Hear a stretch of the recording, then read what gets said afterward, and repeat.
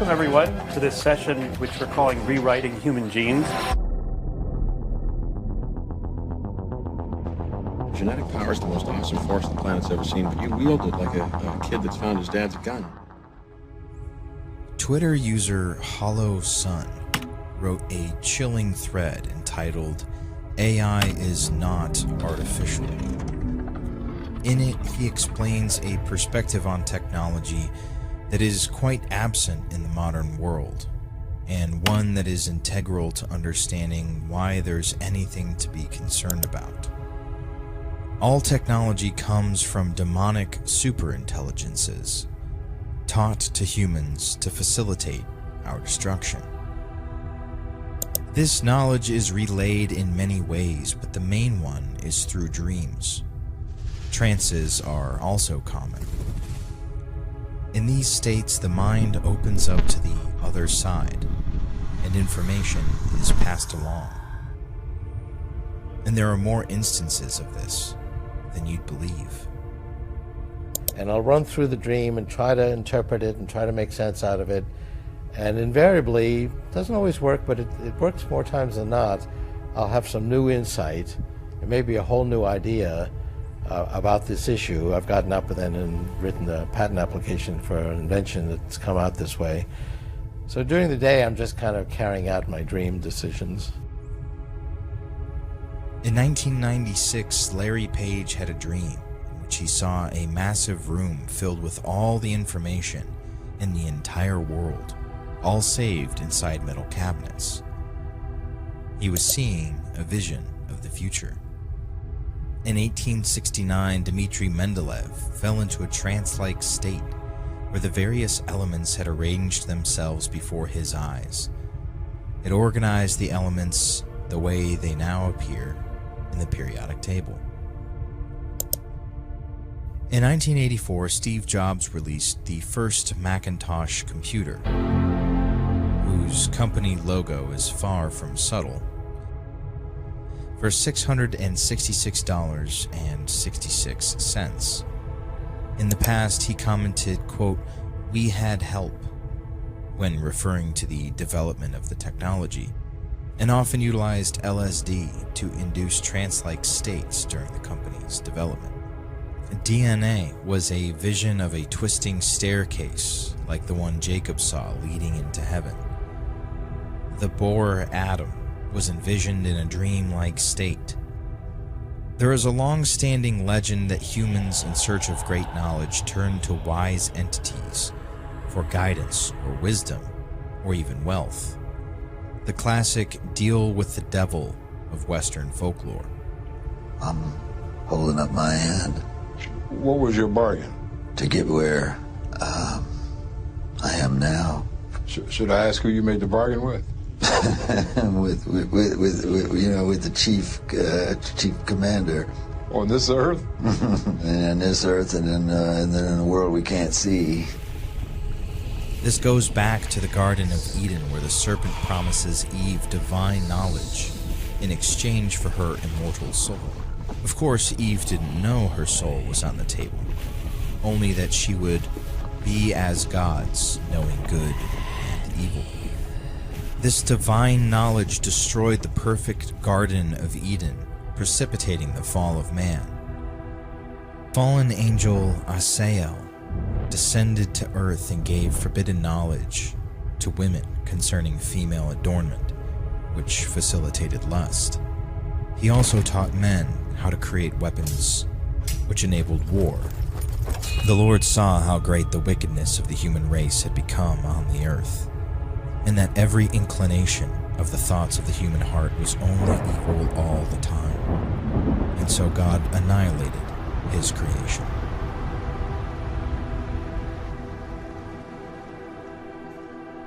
The Industrial Revolution had similar effect on humanity as a whole.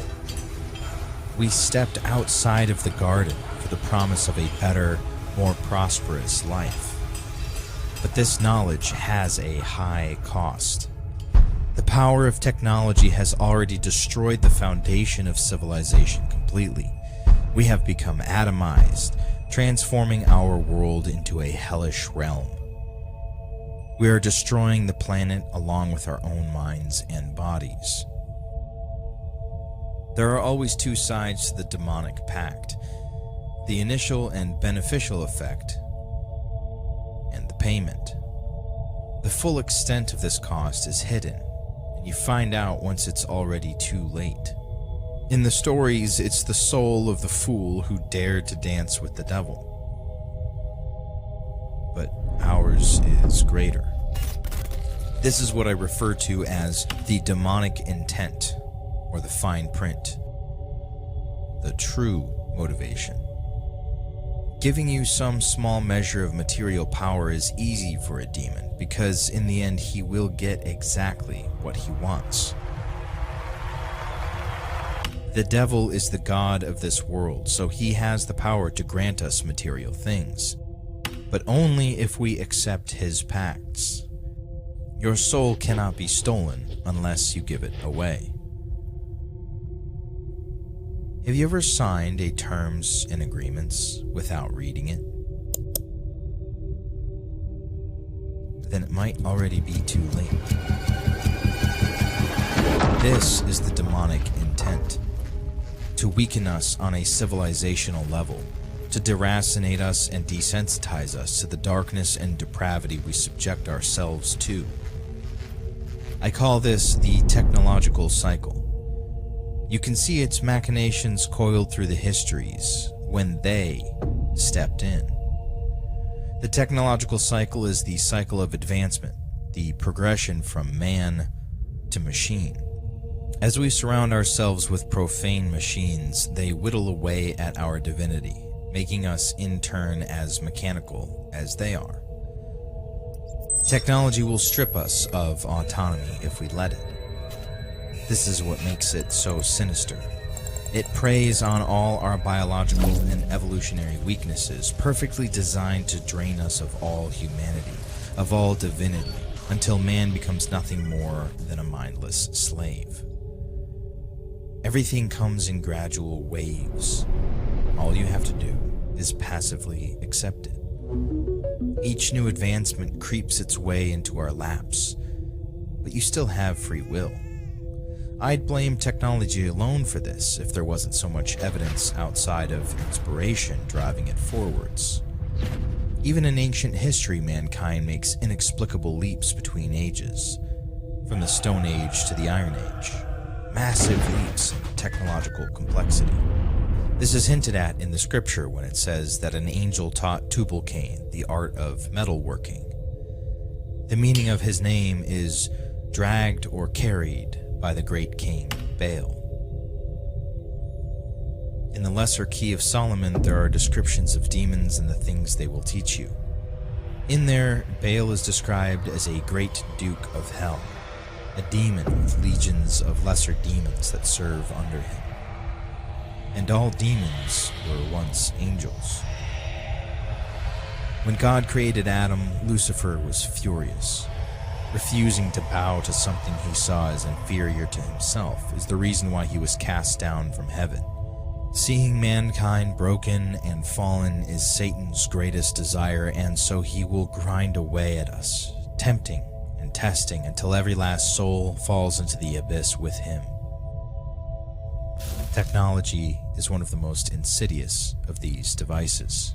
They seek to corrupt the divine creation into something that does not resemble it at all, to swing the pendulum to the opposite extreme, to remove nature from the image completely and replace it with a mechanical landscape devoid of divine design, to transform this world into hell. The technological cycle is a way to accomplish two of their desires: to corrupt our bodies until they no longer resemble the creation of the divine, to build for them what they cannot create for themselves, digital and mechanical bodies that they can use to rule this world. There is nothing artificial about artificial intelligence. This is something that has been lurking behind the veil since the beginning of time, trying to get through. AI is a vehicle for demons to enter our world. All the mechanical interfaces that we have been building around ourselves will become the bars of our prison. We will build the matrix with our own hands and be buried. This network of data gathering, omniscient cameras, GPS tracking, simulated reality devices will all be put to use by the God of this new world. The outside intelligence that fills the AI shell. We have created our own demiurge and turned our beautiful world into hell.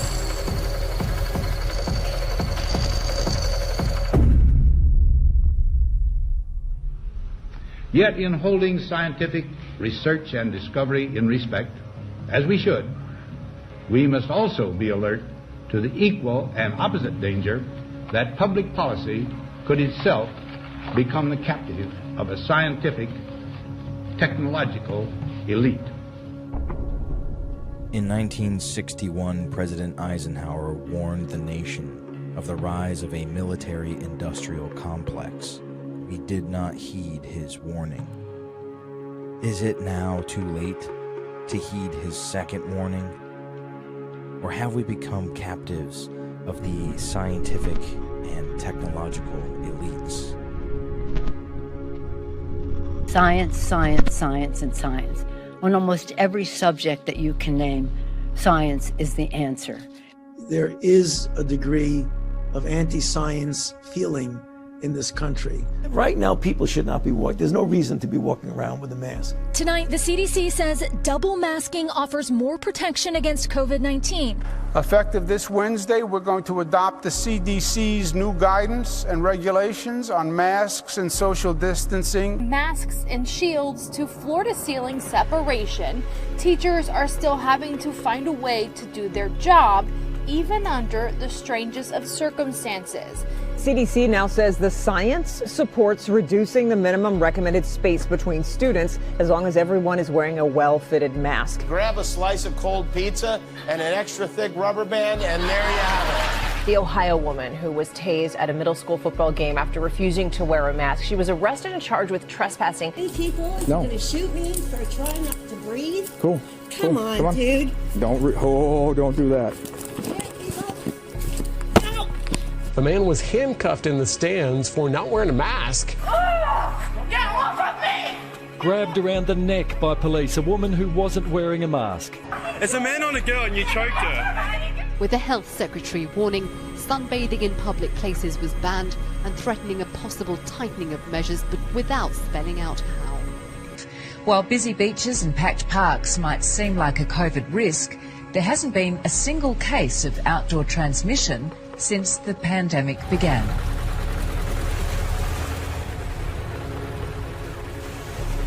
The liquid droplets that carry COVID evaporate in the outdoors. That's why, regardless of the fears, there was no transmission from Black Lives Matter protests in Australia. Yep, this paddleboarder was arrested after refusing to get out of the water in Malibu. I think trust science. I trust scientists, but I don't trust Donald Trump. We have seen a deliberate attempt in many places around the world to undermine trust in science. In Israel, they closed down the synagogues. They closed down mosques and shrines. Churches all over the world are telling people, don't come to church. Why? Because the scientists said so. And I think if lives can be saved, even from the unrighteous killing of a baby, that there's something to be gained there. What I will say of this virus, I think we're in the middle of a massive experiment worldwide. And that where's the guinea pigs? Maybe the experiment is, will people listen to scientists?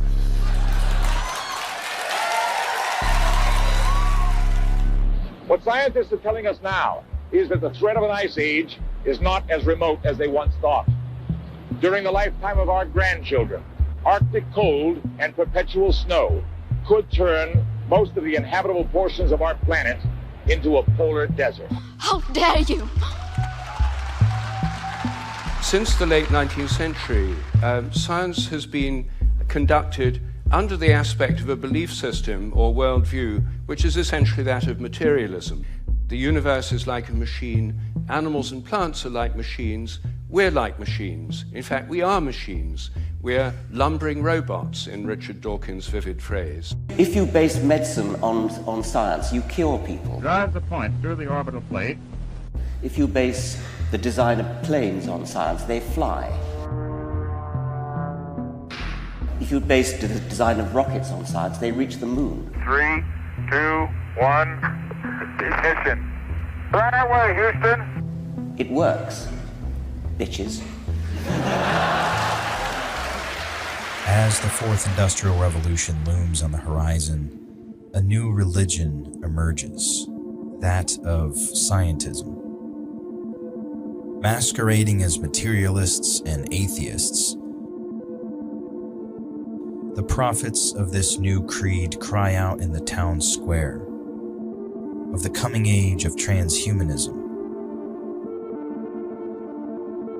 when man will finally become like gods. When Yuval Noah Harari published his first book, Sapiens, in 2014, about the history of the human species, it became a global bestseller, and turned the little-known Israeli history professor into one of the most popular writers and thinkers on the planet. But when we met with Harari in Tel Aviv this summer, it wasn't our species' past that concerned him. It was our future. Life is about to break out of the limited organic realm and start spreading into the vastness of the inorganic realm. We are about to create the first inorganic life forms after 4 billion years of evolution. And in the process, our own species, Homo sapiens, is likely to disappear, not because we will destroy ourselves, but because we will change and upgrade ourselves into something very different. In the 21st century will be to try and gain control of the world inside us, to learn how to engineer and produce our bodies and brains and minds. These are likely to be the main products of the 21st century economy. In the coming decades, AI and biotechnology will give us godlike abilities to re-engineer life and even to create completely new life forms. Then the big political and economic question of the 21st century will be, what do we need humans for? Or at least, what do we need so many humans for? Do you have an answer in the book? At present, the best guess we have is keep them happy with drugs and computer games. But this doesn't sound like a very appealing future.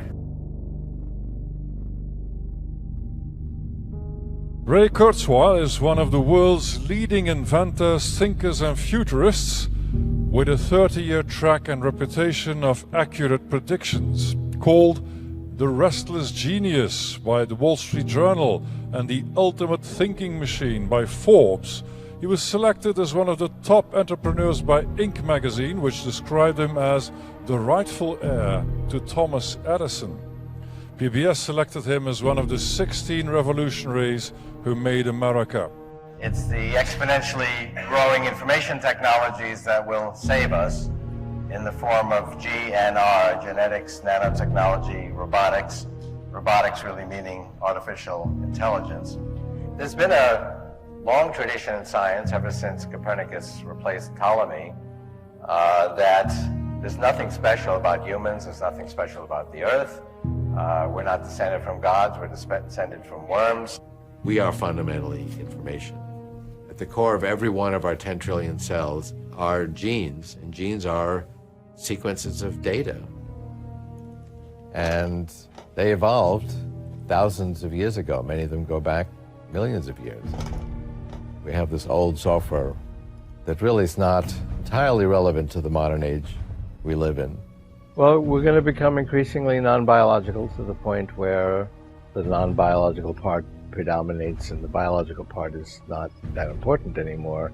In fact, the non-biological part, the machine part, will be so powerful it can completely model and understand the biological part. So even if that biological part went away, it wouldn't make any difference because the the non-biological part already understood it completely. Another step then is in the 2030s, when we can actually connect our neocortex, which is where we do our thinking, to computers. So I believe that will happen in the 2030s. We will actually, so just the way this is greatly amplified by being connected to the cloud, we can connect our own brain to the cloud.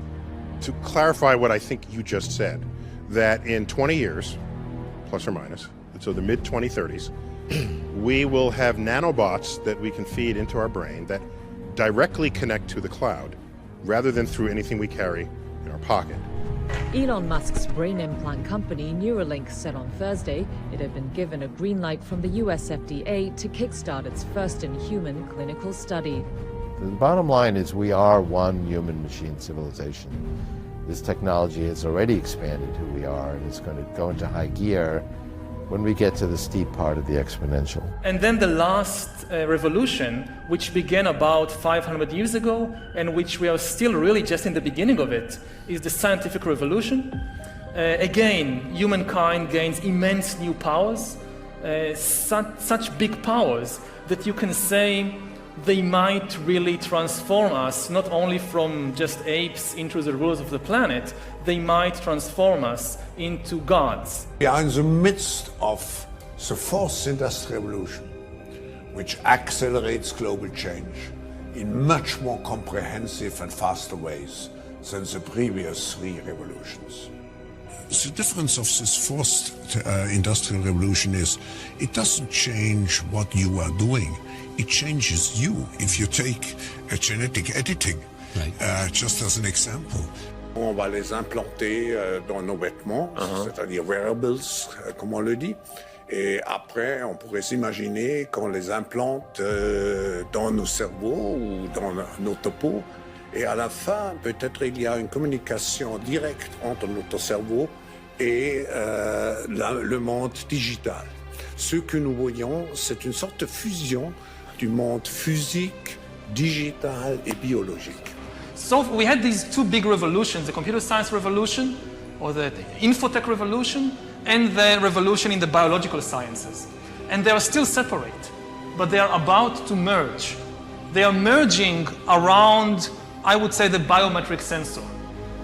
This is where authority in the 21st century will reside, and all the important decisions will not be made by the Pope or by God. They will not be made by democratic elections and by individual consumers. They will be made by the algorithms in the cloud.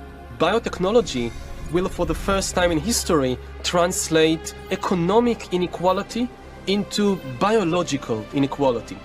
Therefore may even push humans out of the job market and will create an immense new class, the useless class.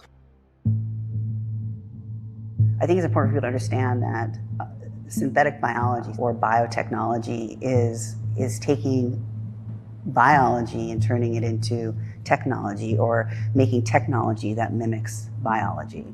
I have over 25 years in the pharmaceutical, medical device, and biotech industries as a med legal advisor and biotech analyst.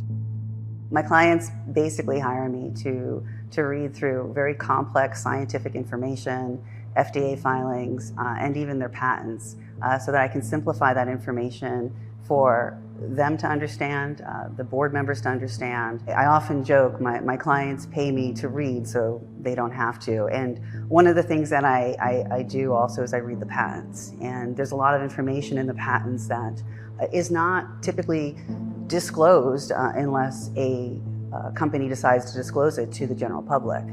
And when I read through the patents for the mRNA technology vaccines, I was very shocked because they did not read as a vaccine. They read as a bioweapon.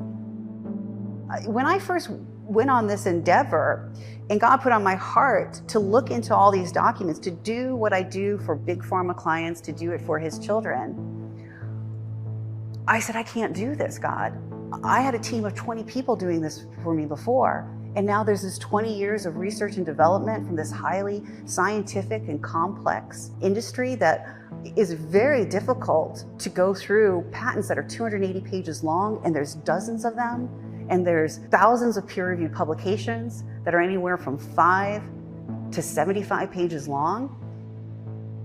I mean, I looked at my dining room table and all of this information I had to go through, and I said, God, I can't do this. And as my son always reminds me, if I do my best, God does the rest, right? And I think what people need to understand is that because we have not known about this evil, we are now being told this evil is good for us.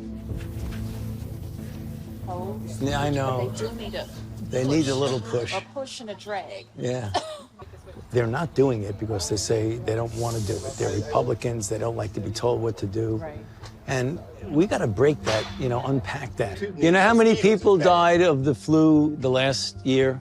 I mean, not this year, virtually none, but the previous year, about 20 to 30,000. You know how many people have died from COVID-19 in the United States? 600,000 Americans. Well, the number that you all giving that died, that's once again, that's you all's number. You gonna pass? Yeah, definitely.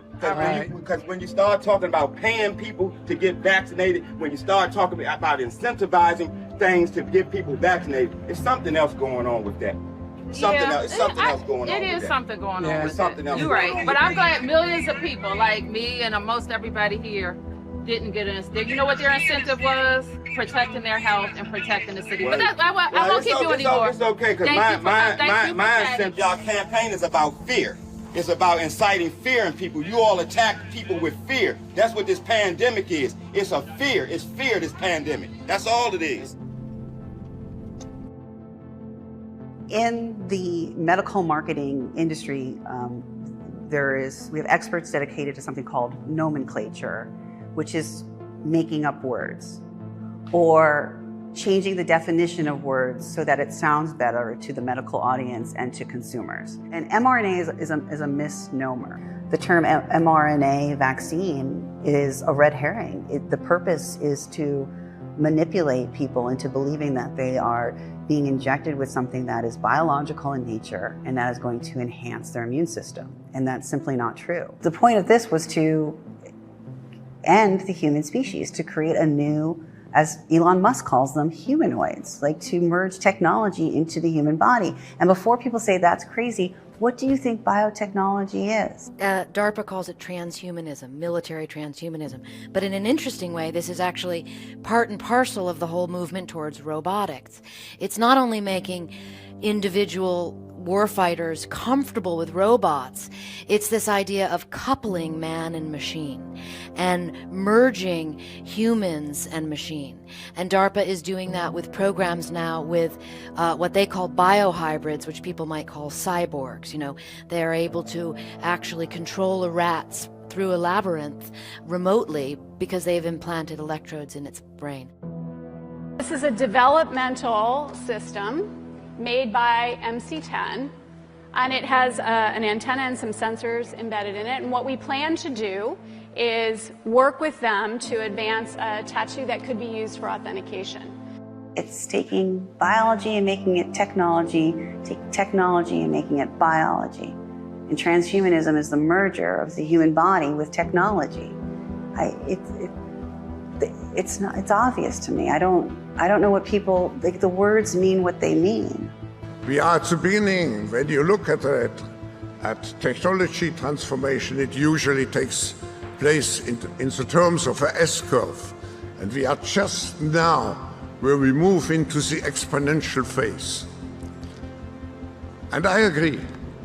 Artificial intelligence, but not only artificial intelligence, but also the metaverse, new space technologies, and I could go on and on. Synthetic biology.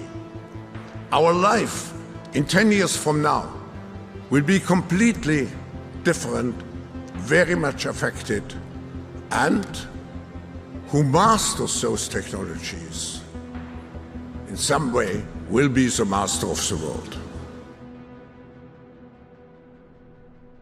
So people often ask me, so do you think COVID-19 never happened? And COVID-19 absolutely did happen. There was a pandemic, but what caused COVID-19 was not a virus. What it was this lipid nanoparticle technology that basically hijacks the human immune system as well as our neurological system, causing mild to moderate disease or severe disease.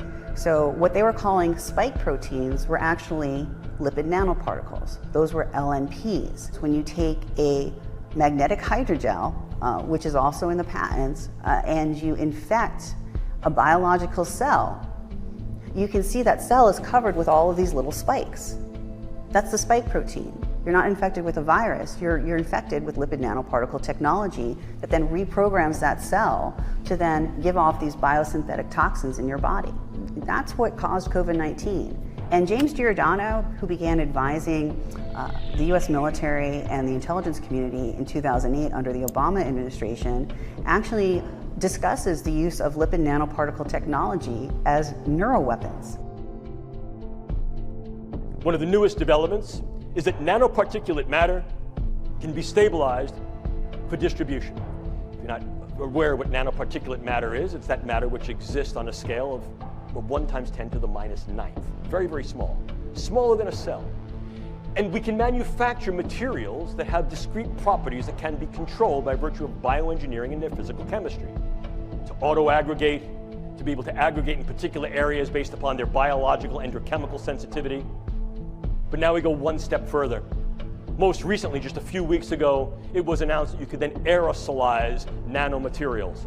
And go one step further, I can create small robotic units, controllable robotic units at the nanoscale, and that these too can be aerosolized to create a nanoswarm of biopenetrable materials that you cannot see, that can penetrate all but the most robust biochemical filters, that are able to integrate themselves through a variety of membranes, mucous membranes, and wherever, mouth, nose, ears, eyes, can be then uptaken into the vascular system to create clumping, can affect the vascular system of the brain, or can directly diffuse into the brain space, and these can be weaponized. And they can be done in such a level that their presence is almost impossible to detect, and as such, the attribution becomes exceedingly difficult to demonstrate. They were released in targeted areas, including a nursing home in Kings County, Washington. Remember, this area is home to some of the most important companies in the world, names that you know, like Microsoft, Amazon, Starbucks,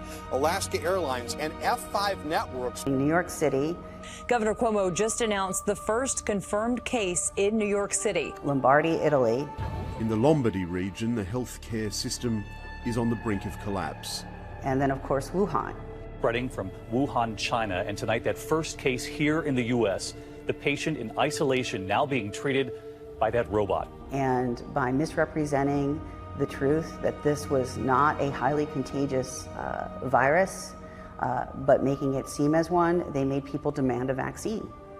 The point of COVID-19, as James Giordano had said, it was about to create the media hype of the worried well, so that we would beg for a solution. What I've now done is I've got every individual who is diagnostically hypochondriacal, and I've got every individual who's the worried well flooding the public health system, banging on the door. People have been deceived at all levels of government. People have been deceived in militaries around the globe as well, the men and women who are serving in our global militaries. Because before Satan can destroy, he must deceive. Because in 2002, the University of North Carolina, Chapel Hill patented, and I quote, an infectious replication defective clone of coronavirus. Listen to those words, infectious replication defective. What does that phrase actually mean? For those of you not familiar with language, let me unpack it for you. Infectious replication defective means a weapon. It means something meant to target an individual, but not have collateral damage to other individuals. That's what infectious replication defective means. In 2018, Peter Daszak, the president of EcoHealth Alliance, submitted a proposal to the Department of Defense, clearly articulating the bioweapon that they were developing. And part of his team was Ralph Barrett from the University of North Carolina, as well as Dr. Zhengli Shi from the Wuhan Institute of Virology. And in the proposal, Daszak clearly states, we will develop recombinant chimeric spike proteins from the known SARS-CoV-S virus. That's the SARS-CoV-2 sequences. And we will sequence reconstruct and characterize spike trimers and incorporate them into nanoparticles. This is very damning evidence that COVID-19 was not caused by a gain-of-function virus. It was caused by nanotechnology that was always intended to be used as a bioweapon on global civilians. Please make sure that you make reference in every investigation to the premeditation nature of this, because it was in September of 2019 that the world was informed that we were going to have an accidental or intentional release of a respiratory pathogen so that by September 2020, there would be a worldwide acceptance of a universal vaccine template. That's their words. Why don't we blow the system up? I mean, obviously we can't just turn off the spigot on the system we have and then say, hey, everyone in the world should get this new vaccine we haven't given to anyone yet. There might be a need or even an urgent call for an entity of excitement out there that's completely disruptive, that's not beholden to bureaucratic strings and processes. So we really do have a problem of how the world perceives influenza, and it's going to be very difficult to change that unless you do it from within and say, I don't care what your perception is, we're going to address the problem in a disruptive way and in an iterative way, because you do need both. Until an infectious disease crisis is very real, present, and at the emergency threshold, that is often largely ignored.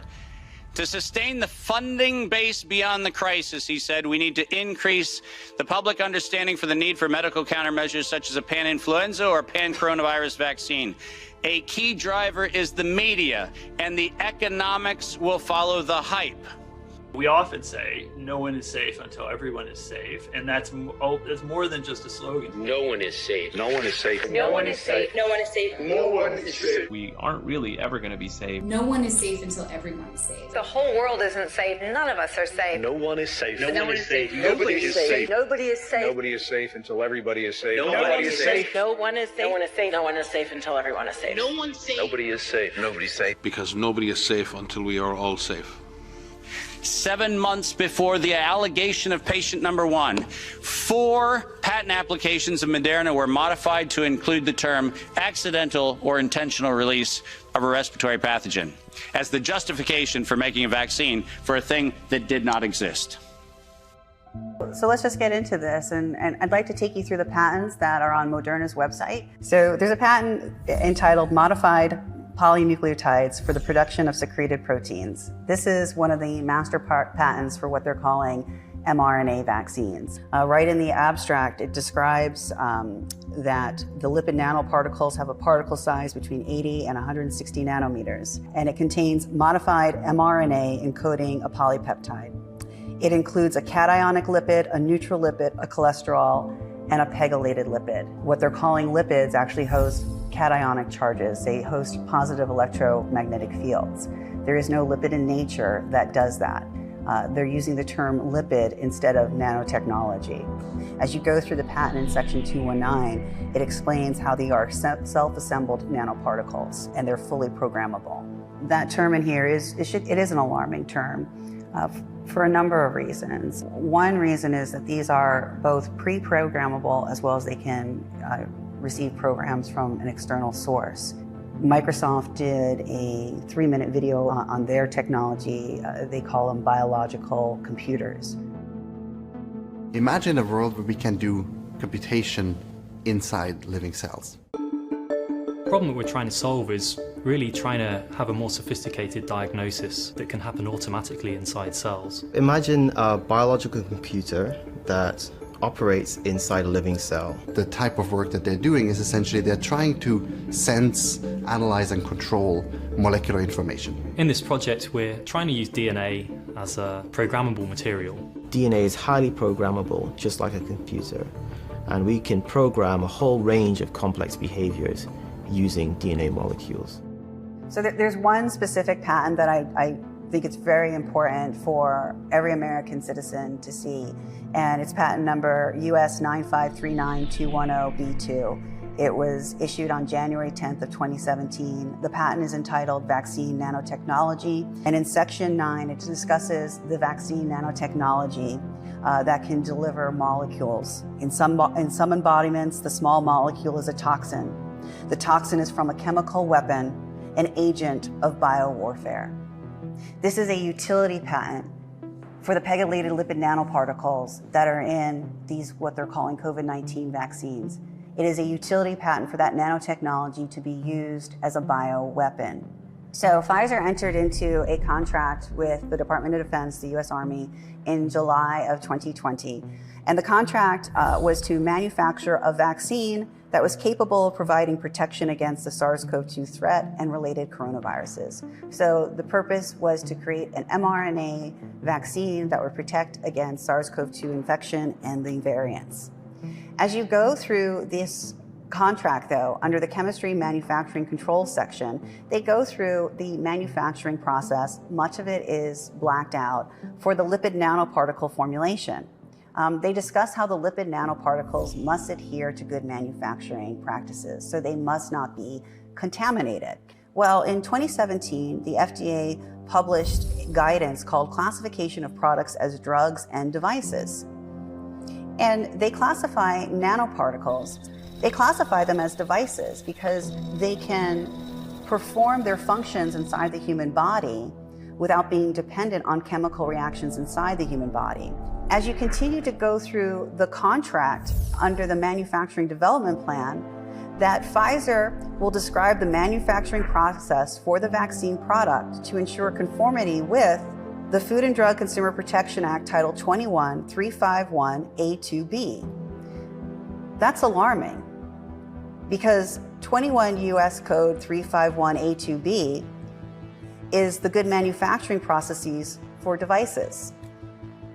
Specifically, the term device is an instrument, an apparatus, machine, or a contrivance that is intended to affect the structure of any function of the body of a man or other animal and does not achieve its primary purpose through chemical action within the body. So Pfizer has to adhere to the manufacturing practices for electromagnetic devices in their Operation Warp Speed contract. Nobody was told they were injected with electromagnetic devices. Physicians from Comisov Worldwide in Mexico confronted their skepticism about the claims of any kind of electromagnetic properties of the vaccine and performed a series of tests. And their results were nothing short of horrifying.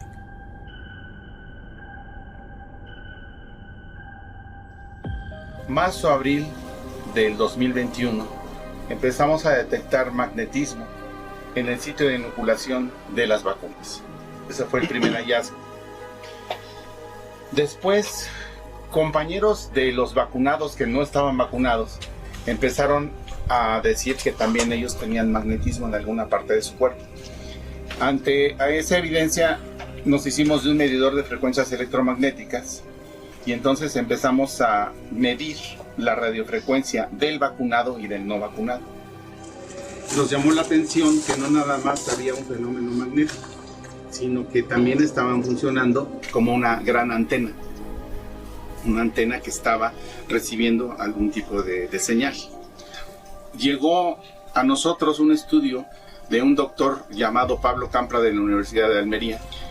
Y por ahí de junio del 2021 llegó a nosotros el primer estudio de grafeno en una vacuna Pfizer. Yo, como médico, jamás había oído hablar del grafeno ni sabía qué era. Me puse a investigar y es un derivado del carbono que tiene propiedades magnéticas una vez que ingresa al cuerpo. Fuera del cuerpo, en un vial de una vacuna, no es magnético.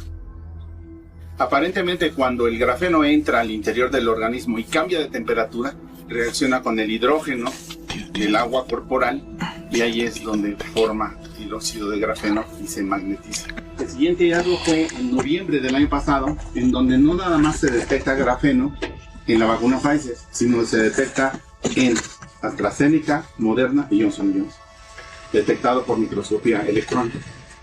Después nos vamos enterando que en Estados Unidos el Dr. Robert Young también hace microscopía electrónica en viales de vacuna.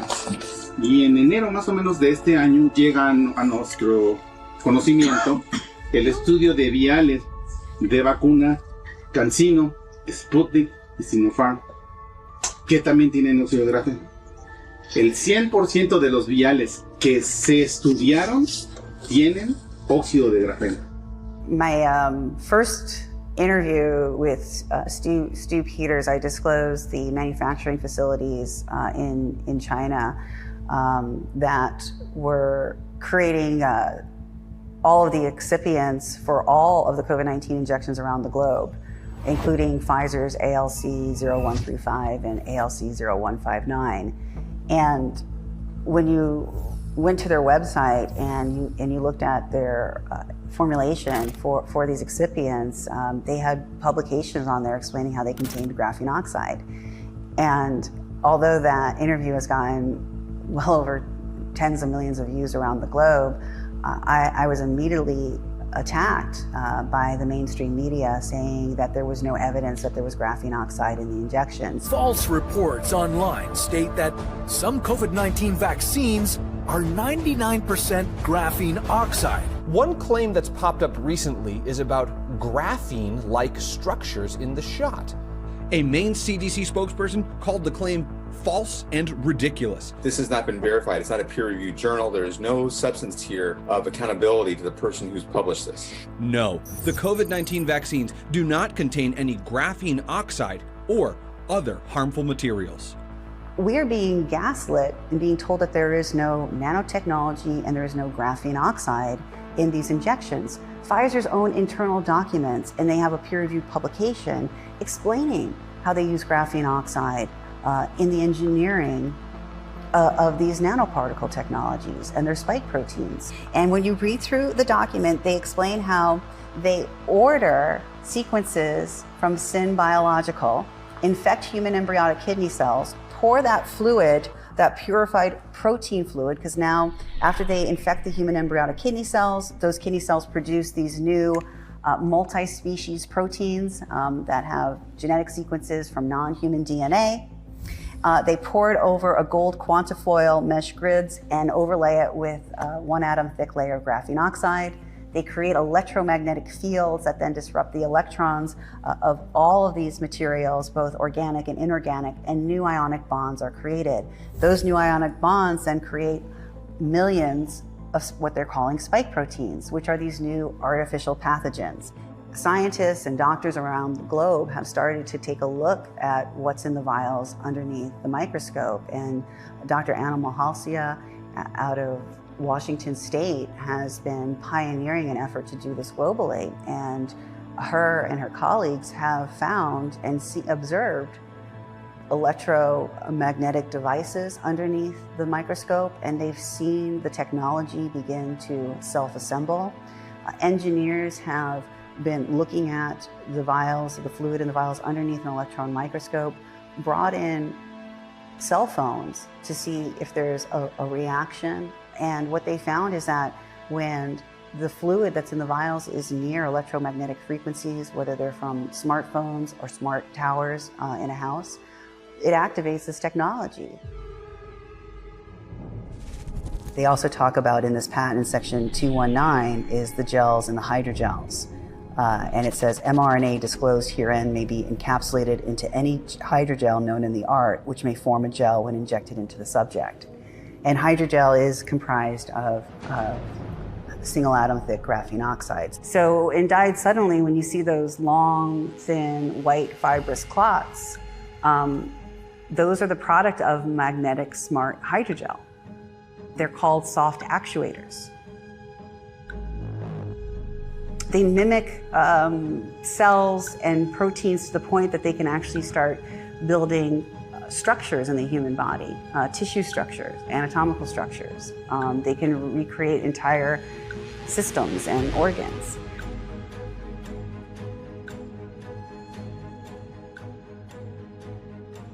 And hydrogel is comprised of single atom thick graphene oxide.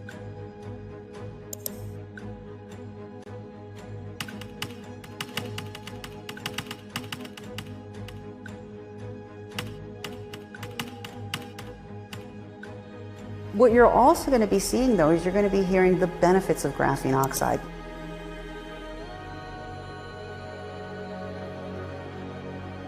the mainstream media is going to say, oh, graphene oxide has these amazing bactericidal effects, meaning it kills bacteria. It has amazing antiviral effects. These are things that you're going to hear about graphene oxide. These are lies. Graphene oxide can be as thin as a single atom thick, but it's also a great conductor of electromagnetic fields. When it's been merged with these non-human proteins that Pfizer did in Groton, Connecticut, and they merged graphene oxide, an electromagnetic conductor, with proteins, biological proteins, and they create these new synthetic agents, they're called transducers. That means they can change the electromagnetic field inside the human body. Graphene oxide is being used because of its great electromagnetic properties. This is not conspiracy theory, and people are hosting electromagnetic fields. We have people who are able to put magnets to themselves. They're emitting Bluetooth signals. Pero, ¿por qué a campo abierto y cuál fue la justificación?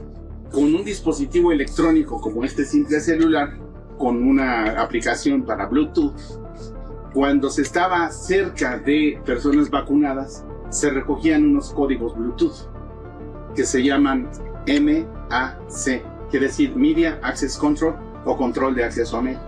The first three, known as WE, correspond to the device manufacturer's identifier. The last three blocks, also known as NIC, are the serial number or identifier of the device itself. Uno por uno, vacunado por vacunado, va a transitar del punto A al punto B. Vamos a ver si se registra. Uno por uno. Y vamos a ver a qué distancia nos da lectura el código Bluetooth. Entonces, ahora lo vamos a hacer así. ¿Y por qué lo estamos haciendo aquí? En mi lugar de trabajo, con esa misma computadora, salen 1500 códigos Bluetooth. Sí, que pase el primero, por favor. Ahorita, tiempo cero, no habemos ningún vacunado y no hay ninguna lectura de Bluetooth. Que pase, César. Ya va para allá.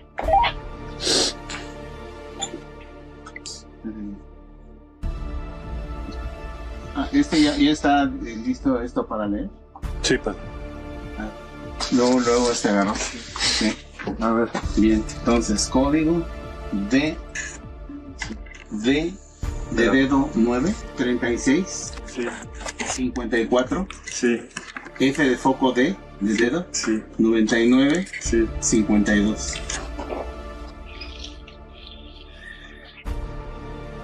Cuando entraron. ¿Sí? 5403, después otro de 9365. Y ahorita otro, el 0F. Pues ya no sé de todos esos cuáles, pero o sea, el último que se prendió. Cuando va a entrar. Sí, ahí sí fue muy súper claro. Justo cuando entraste se encendió. Saludándolos desde un cementerio en alguna parte de la República, para que vean que no hay ninguna persona aquí, aparte de nosotros, que no estamos vacunados. Y aquí estamos recogiendo los códigos de Bluetooth de personas que ya fallecieron. Por lo pronto en ese cementerio, 4 códigos Bluetooth que hemos detectado. Obviamente desconocemos dónde están las personas que fallecieron en 2021 y 2022 y nos estamos guiando por las lecturas de Bluetooth. Repito, estamos en un cementerio, aquí alrededor no hay nadie vivo a la redonda. Aquí, nuevamente, otro dispositivo Bluetooth más de una persona que falleció el 22 de noviembre del 2021. Ya están 11 dispositivos aquí registrados y ahí están los códigos MAC. mRNA is software programs. It is encoding. And if you go to Moderna's website in the Wayback Machine from 2021, they specifically say on their website, mRNA is a temporary set of instructions for cells to make a protein. They call DNA the storage of that. And they call their mRNA platform an operating system. Under 21 USC 351, which is cited in the Operation Warp Speed contract, when they discuss devices, they also discuss the software programs. It says the term device does not include software functions excluded pursuant to section 360JO of this title. So Moderna says on their website that the mRNA are software programs, and they can be programmed, pre-programmed, or they can be programmed from outside sources. Operation Warp Speed Contract and the FDA are saying they're not overseeing what these programs do. So in the very near future, you're going to be hearing this new term, directed evolution. Some of you may have already heard it if you saw the Project Veritas video on Jordan Walker, who was the director of mRNA scientific research at Pfizer. No, directed evolution is very different. Direct evolution? Directed evolution. Directed evolution, okay. Well, so, I mean, is that what it is? Maybe, well, you're not supposed to do gain function research with the viruses, like, they recommend not. But you do, like, these, like, selected directional mutations to try to see if you can make more potent. Yeah. So there is research ongoing about that. I don't know how that's going to work. There might not be any more outbreaks, because, like, Jesus Christ. And this caught the attention of Lieutenant General Kiryov, who's the Russian chief of nuclear and biowarfare. Commenting on approaches to creating new vaccine drugs, Walker said, quote, "We don't mutate it ourselves, we focus on creating, proactively developing new vaccines." Thus, the Pfizer employee admits to conducting directed evolution research aimed at gaining competitive advantage and increasing profits. Walker's statements are backed up by those of former Pfizer employee Karen Kingston. She explicitly stated that the US pharmaceutical company's products, quote, "are by definition biological weapons." So-called directed evolution, changes that may or may not take tens or hundreds of years in nature, and to create artificial viruses with a higher risk of infecting humans. But they're not talking about viruses. They're talking about the directed evolution and controlling the evolution of the human species. Directed evolution is transhumanism. Transhumanism, if you're forcing non-human genetic mutations to our genome, you are exterminating the human species. It was actually described as a bioweapons platform technology in 2005. And from 2005 onwards, it was actually a biowarfare enabling agent, its official classification from 2005 forward. I don't know if that sounds like public health to you. Does it? Biological warfare enabling technology. That feels like not public health. That feels like not medicine. That feels like a weapon designed to take out humanity. That's what it feels like. And it feels like that because that's exactly what it is. Directed evolution is for the purposes of exterminating the human species. It is the definition of biowarfare. Because of their lust for power, the rulers of this world are doomed to reenact their fathers' sins. In the days of Noah, they contaminated the gene pool. But today, their hubris has augmented the very fabric of God's handiwork. That on a historical timescale, we are very close to an unprecedented and enormous and swift transformation of human life in the world. 20 years from now, they will be the size of blood cells and you won't need any surgery. It'll just go into your brain through the bloodstream. Little robotic devices in the bloodstream, into the brain, and they'll put our neocortex, which is the part of our brain where we do our thinking, onto the cloud, connected to the cloud. Genome-engineered animals and plants are happening right now. And this puts in front of all of us a huge responsibility to consider carefully both the unintended consequences as well as the intended impacts of a scientific breakthrough. Thank you.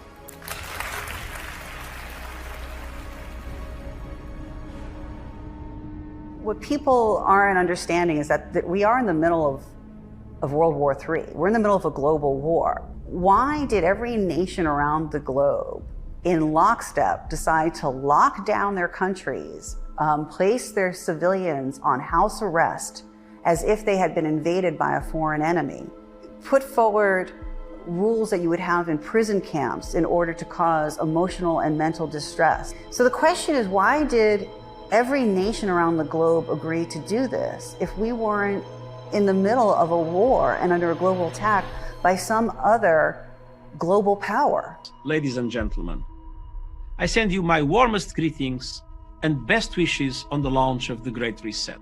This pandemic has provided an opportunity for a reset.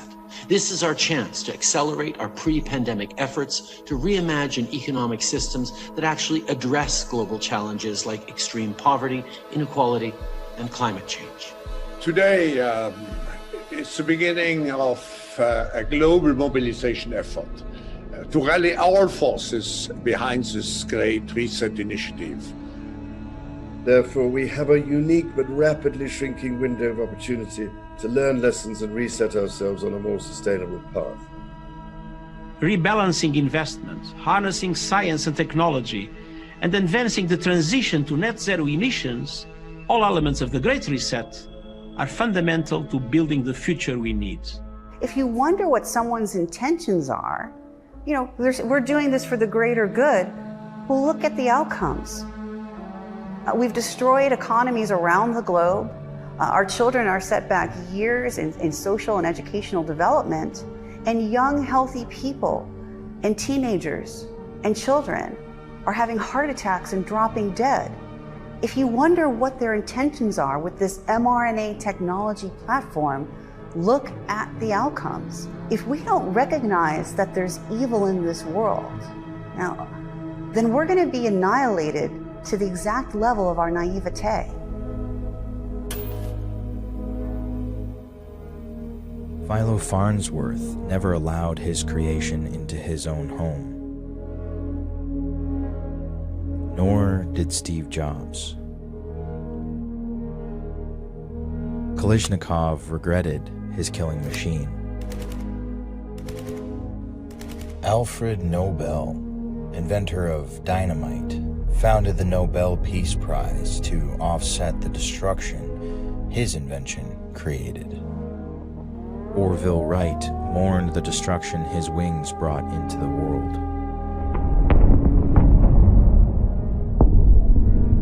Oppenheimer became death itself. And the godfather of AI has now left Google and begun warning of the coming perils of his creation. Our scientists have done things which nobody's ever done before. Yeah, but your scientists were so preoccupied with whether or not they could, they didn't stop to think if they should. In their hubris, the builders of the Tower of Babel reached toward the sky to make war on heaven and overthrow God. And nothing that they had imagined would be restrained from them, so God confused their languages. But today, the builders of these new towers care not on whom they make war, as long as they become like the God they claim does not exist. But if history has clarified anything, it is that the minds responsible for bringing forth these technological revolutions will soon regret what they have done. But by then, it will be far too late. Pandora's box is now open, and its contents have exploded forth into this world under the influence of those men and spirits who despise themselves and their maker.